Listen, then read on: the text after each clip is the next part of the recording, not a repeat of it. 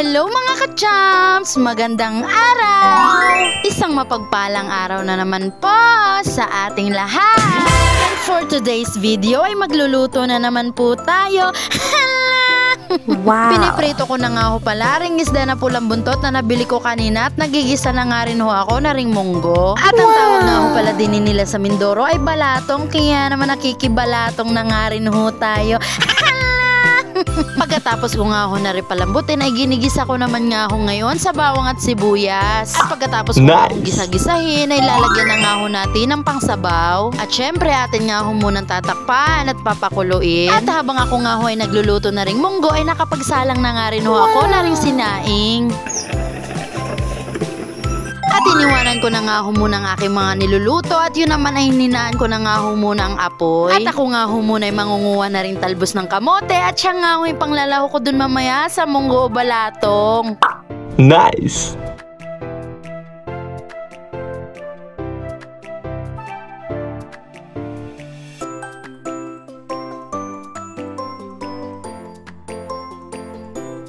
At talaga namang kitang-kita nyo naman ho yan. Talaga namang fresh from the farm. Ganito kami din sa probinsya. Pagka may mga tanim ay talaga namang may aanihin.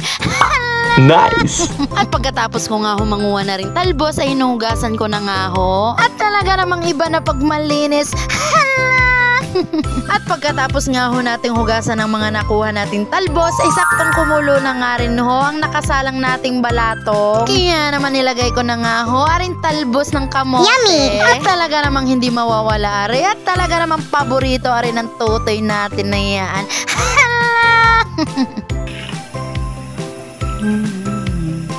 Wow! At syempre, hindi nga ho mawawala diyan ang pork cubes. At yan nga ho magpapasarap diyan. At yan nga ho ay walang karne. At dahil dyan, luto na siya. Charan!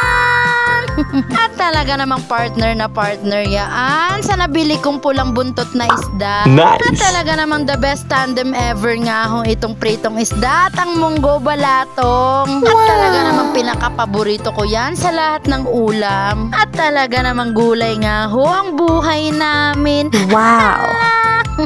At pagkatapos nga ho namin kumain ay nagpahinga nga lang ho kami ng kaunti at agad na nga ho kami nagpunta sa ilog. At sumama nga ho kami kay Mister at siya nga daw ho ay magtitingin nga daw ho doon ng kahoy panggagatong para sa birthday ni Totoy. Kaya naman naiwan na nga ho kami ni Mister at talaga namang nauna na nga ho at iniwanan na nga ho kami.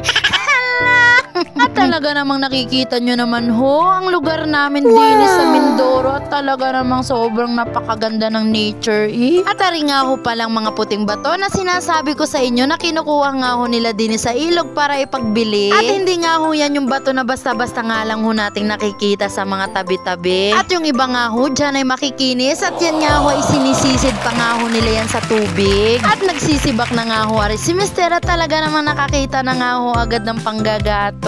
At talaga namang sobrang ganda nga ho sa lugar na ito. Talaga namang mawawala nga ho ang lahat ng iniisip kong problema. At bukod nga ho sa malinaw ang tubig din sa ilog ay napakaganda nga rin ho ng tanawin doon sa bundok. At nagyakag na nga hong umuwi si Mister at hindi nga daw ho niya kayang palakulin yung mga kahoy sa ilog. At talaga namang ang lalaki nga daw ho at sobrang tigas. Kaya naman doon na nga lang daw ho siya mga ngahoy sa amin. At sakto nga hong nadaanan nga ho namin na rin bayabasan, kaya naman kumuha nga ho ako at ipapatikim ko nga ho kay Tutoy. At talaga naman sa pool nga ho pagkakaanak ko nga ho kay Tutoy, hindi pa nga ho siya nito nakakatikim. At isa nga ho ito sa mga namiss ko nung kabataan ko at talaga namang naakyat pa nga ho kami sa puno ng bayabas. Doon ho kasi sa probinsya namin sa Negros ay talaga namang marami nga din hong puno at bayabasan. At yung gusto ko pa nga ho dati din sa bayabas ay yung madilaw-dilaw at hinog na. O siya guys, hanggang dito na nga lang po muna tayo sa video na ito at kami nga ho muna ay may pupuntahan pa.